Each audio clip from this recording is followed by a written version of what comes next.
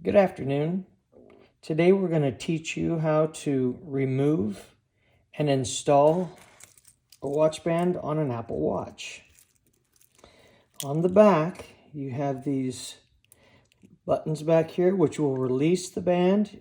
Push it with your nail and your adapter slides out. Push the other with your nail, the adapter slides out.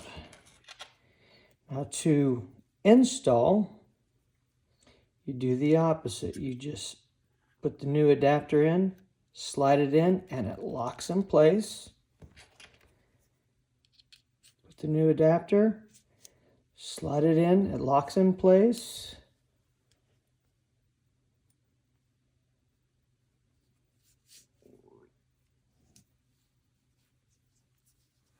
Now you have a new watch band.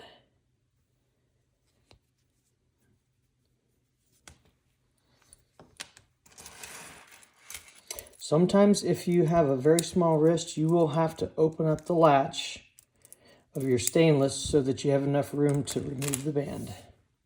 Thank you. Have a good day.